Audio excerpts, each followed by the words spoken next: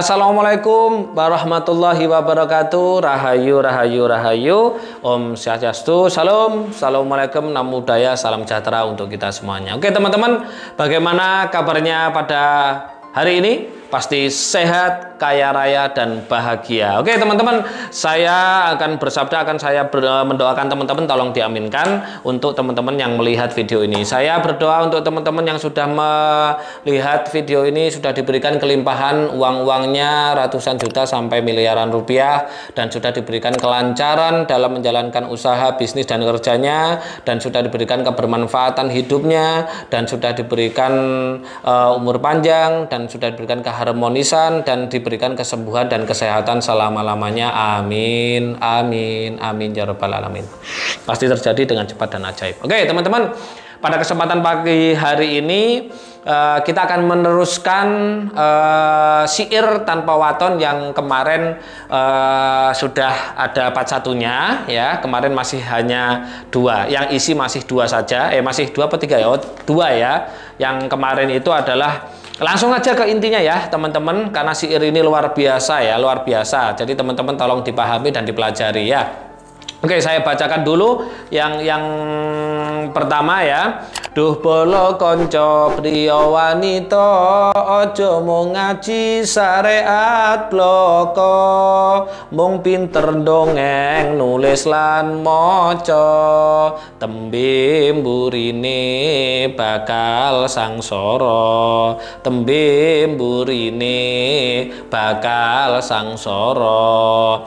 Akeh kang apal Quran hadise, seneng ngafirke marang liyane, kafire dhewe gak digatekne, yen isih kotor ati akale, yen isih kotor ati akale. Nah, itu syair yang kemarin. Nah, syair yang sekarang itu bunyinya seperti ini teman-teman ya. Gampang kabujuk nafsu angkara, ing pepaese kebyare donya, iri lan meri sugiye tangga, mula atine peteng lan nesta, mula atine peteng lan nesta. Oke, pada bait ini adalah juga pukulan telak bagi kita semuanya ya teman-teman.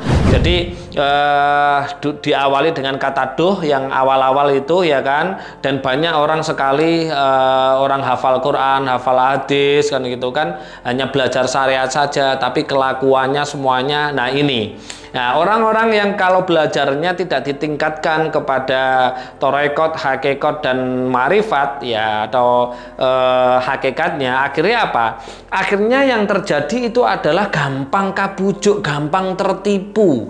Tertipu dengan apa? Tertipu dengan nafsu angkoro gitu loh. Jadi nafsu angkoro itu adalah nafsu yang bisa menyengsarakan, menyakitkan baik diri sendiri dan orang lain.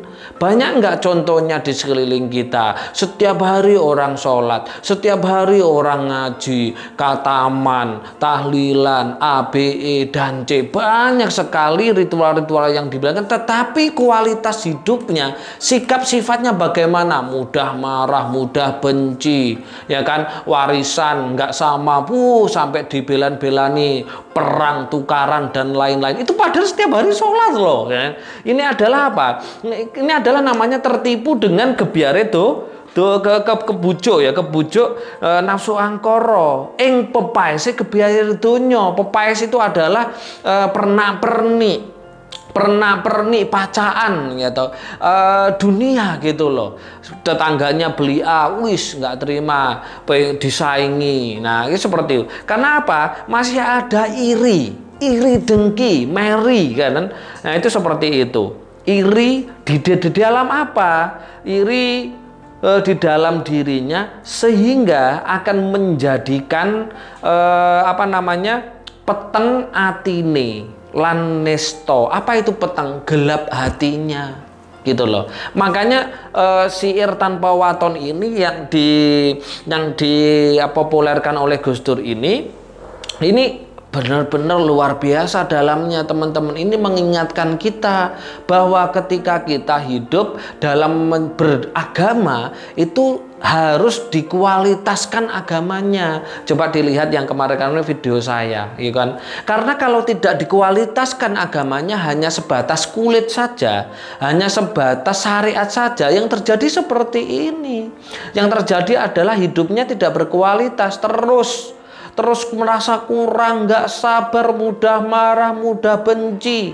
Ada apa dunia mudah, nggak apa. Punya uang banyak, sudah punya mobil A, masih mau beli mobil lebih mahal, gitu kan. Padahal apa? Saudaranya ada yang kekurangan, orang tuanya belum bahagia, tetangganya ada yang miskin, ada nggak? Nah kan gitu. Ketika kita menyadari bahwa hakikatnya hidup itu adalah kita bisa menghidupi manusia lain, kita bisa membahagiakan manusia lain, disitulah kita menjalankan hakikatnya dan ma'rifatnya kita beragama, kita hidup. Tetapi apa yang terjadi? Kualitas dalam menjalankan ritual-ritualnya semuanya zong, hanya sebatas ritual. Sholat hanya sebatas sholat saja, puasa hanya sebatas puasa saja, khataman sebatas khataman saja. Hanya apa? Ingin pahala. Nah, pahala itu apa loh teman-teman, ya kan? Yang sudah RK pasti sudah tahu pahala itu apa gini. Mengharapkan surga dan takut neraka kan gitu kan. Padahal di surat Hud sudah dijelaskan kan 105 sampai 107 gini. Saya nggak menyebutkan tentang surga dan neraka. Coba teman-teman cek.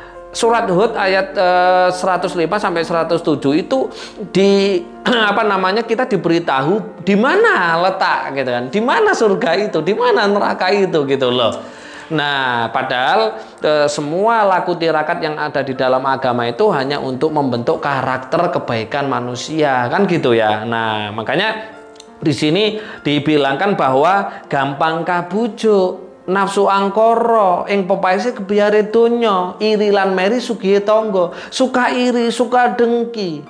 Yen isih kotor ati lan akalnya ini masih kotor. Kotor dari apa? Makanya di RK itu saya jelaskan, penyakit hati itu tidak hanya sebatas penyakit hati saja, tidak hanya sebatas partikel api saja. Ketika kita marah 1 detik, kita benci 1 detik, kita iri satu detik aja, di situ timbul yang namanya hormon kesetresan. Ketika hormon kesetresan banyak di dalam tubuh kita, akan merubah sistem hormonal dalam tubuh yang akan mengajak kita pada hal-hal negatif.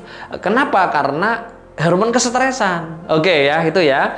Oke. Terus setelah tadi Gus Nizam atau Gus Dur melirik mulai dari atas kata duh gitu kan, dan di situ duh itu berarti sebuah kekecewaan. Kenapa orang zaman sekarang hanya sebatas ritual saja, beda langsung menjas kafir, sesat dan lain-lain ya kan, padahal mereka hafal Al-Quran, hafal hadis kan gitu kan. Nah, kafir dewe gak dikateni, padahal saya punya pengalaman banyak sekali teman-teman. Saya dulu cerita sedikit ya teman-teman. Saya dulu tahun 2008-9 itu adalah ketua cabang kabupaten ya tentang Tartilul Quran. Saya tidak menyebutkan ini. Ketika saya mengisi Tartilul Quran itu pakai belangkon, saya itu langsung disesatkan, dikafirkan teman-teman. Nah, luar biasa kan. Mereka bisa ngaji semuanya loh, bisa tahu hadis semuanya loh.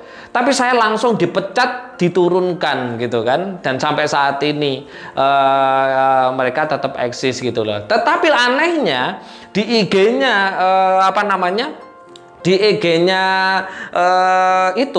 IG-nya salah satu Tartilul Quran itu ada ustadz yang ngajarnya pakai belangkon, kok nggak disesatkan sekarang gitu kan, aneh. Dan saya DM nggak dibales. Nah ini apa? Ini kan ciri-ciri orang munafik. Hafal Al-Quran, hafal hadis, seneng ngafir ke orang lain, ya kan, kafir dewi gak digateni, kan aneh kan, ya. Karena orang-orang seperti ini hatinya, pikirannya dijelaskan di sini nesto gitu loh, peteng atine, rusuh, kotor gitu loh. Karena apa? Tidak berkualitas dalam beragamanya, tidak dikualitaskan dalam agamanya. Oke. Setelah itu diajak, ya kan, ayo sedulur. Nah ini bait selanjutnya setelah menunjukkan kekecewaannya Gus Nizam dan Gus Dur, terus faktanya di masyarakat, ya kan, yang terjadi, dan sekarang diajak oleh Gus Nizam atau dengan Gus Dur, ya kan, bunyinya seperti ini. Ayo sedulur jong lalekake wajib ngaji sak pranatane, kung ngendelake iman tauhite, bagus sangune mulya matine, bagus sangune mulya atine. Loh ini jelas loh teman-teman. Diajak, kita diingatkan, ayo sedulur, ayo kita semuanya jangan melupakan ngaji. Wajib ngaji yang di sini dimaksud wajib ngaji bukan hanya sekedar ngaji kitab suci saja, melainkan kita harus belajar. Ngaji itu adalah belajar gitu loh. Makanya disebutkan di dalam kitab Ta'limul Muta'alim bahwa utubul ilma tolabul ilmi minal mahdi ilalahdi, mencari ilmu itu mulai dari awit gendongan sampai ke liang lahat. Makanya apa? Di sini kita diajak untuk selalu belajar, ya kan? Jong laleake ngaji, ya kan? Ngaji, wajib ngaji. Kenapa wajib? Karena faridotun ala kulli muslimin wa muslimatin. Tolabul ilmi faridoh. Karena mencari ilmu itu hukumnya wajib, gitu loh. Makanya di sini disebutkan wajib ngaji, ya kan, wajib ngaji sak pranatane, semuanya. Sak pranatane itu ya semuanya, tidak hanya syariat saja, tapi yo torekot, yo hakikat, yo ma'rifat, gitu loh. Ya kan, yo sejarahnya, belajar sejarahnya Islam bagaimana, sejarahnya Nabi bagaimana, sejarahnya Rasul-Rasul bagaimana, itu semuanya, ya fikihnya, ya tasawufnya, ya akhlaknya, ya ilmu alatnya, ya ilmu qiraah sabaahnya, ulumul Qur'annya, itu semua. Jadi tidak hanya menjadi kualitas manusia yang beragama suka menyesatkan, mengkafirkan, gitu loh. Makanya coba dilihat di apa namanya kitab suci, semuanya pasti ya ayuhan nas, ya kan, ya ayuhan nas dan ya ayyuhalladzina amanu, kan gitu kan. Di situ disebutkan wahai orang-orang manusia dan orang yang beriman, gitu kan. Nah itu ya. Nah, untuk apa go ngandelake iman tauhid? Ketika teman-teman beragamanya sudah dinaikkan ke kualitas torekot, hakikat dan ma'rifat, di sini akan tebal imannya, akan benar-benar menemukan rasa Tuhan, akan benar-benar menemukan tesnya semesta, tesnya Tuhan, akan benar-benar merasakan kehadiran Tuhan, bahwa Tuhan tidak jauh dari urat nadi kita. Kalau teman-teman sadar bahwa Tuhan tidak jauh dari urat nadi kita, ada di kitab suci kan, teman-teman nggak berani menyakiti manusia lain, nggak berani menyakiti orang lain, pasti benar-benar berpikir 100 kali, karena ada hukum karma, sunatullah, kan gitu kan, karena ada hukum karma, ada ruh Tuhan di dalam diri kita, gitu loh. Makanya apa? Kalau mau mengkualitaskan, akannya apa? Untuk menebalkan iman tauhid kita. Tauhid itu apa? Yakin, gitu loh. Bagus sangune mulya mantune. Akhirnya apa? Hidup kita semuanya akan tertata. Ya akan tertata. Dan ketika kita sudah tertata, hidup kita sudah mulia, sejahtera, sehat jiwa, sehat finansial, sehat raga, sehat ruh, akhirnya apa? Kita meninggal dunia itu ikhlas. Dan tidak lagi apa namanya reinkarnasi, tidak lagi hidup di dunia lagi, apalagi kesasar ruhnya kayak yang di akhir. Nah itu ya. Selanjutnya dua lagi teman-teman. Ini yang selanjutnya ya. Kang aran soleh bagus atine, krono mapan saring ilmune, laku torekot lan makrifate, uga hakikat manjing rasane, uga hakikat manjing rasane. Ini sudah bait membahas untuk bahwa kita ya kan bener-bener menuju harus kita lakukan yang namanya torekot ya kan, tadi ya kan, torekot ya kan, laku torekot lan makrifate uga hakikat lan manjing rasane. Tapi penjelasan ini untuk part 3 teman-teman. Wah, ini kalau kita mau menjalankan keagamaan kita seperti ini, seperti yang didawuhkan oleh Gus Nizam dan dipopulerkan oleh Gus Dur, aduh luar biasa hidup kita. Makanya tidak heran Gus Dur disebut dengan bapak pluralis gitu loh. Karena apa? Gus Dur bisa melihat bahwa semua ciptaan Tuhan ada Tuhan di dalamnya, tidak berani menyakitinya. Oke, untuk selanjutnya nih membahas tentang syariat torekot, untuk membahas tentang torekot ya, hakikat marifat uga manjing rasane ini. Kenapa kok ada manjing rasane? Di sini adalah tesnya ya. Ini di part 3. Oke teman-teman, mohon maaf jika ada kesalahan, itu hak milik pribadi saya, kebenaran milik semesta, kebenaran milik Tuhan semesta alam. Saya akhiri. Oh ya, jangan lupa subscribe, like, dan komen ya teman-teman. Dan kita ini kita belajar loh ya teman-teman, saling asah, asih, asuh gitu ya kan. Saya menyampaikan pesan yang luar biasa yang ada di CRI ini karena saya melihat di sekeliling kita sudah banyak yang melenceng, suka menyesatkan, mengkafirkan, hanya syariat saja. Makanya hidupnya aduh amburadul ya teman-teman. Ya, oke. Itu teman-teman yang bisa saya sampaikan. Kita bertemu lagi di video part 3. Nanti kita lebih dalam lagi. Oke teman-teman, saya akhiri. Akhirul kalam. Assalamualaikum warahmatullahi wabarakatuh. Rahayu, rahayu, rahayu. Om Santi, Santi, Santi. Om Salam. Assalamualaikum. Namo Buddhaya. Salam sejahtera untuk kita semuanya.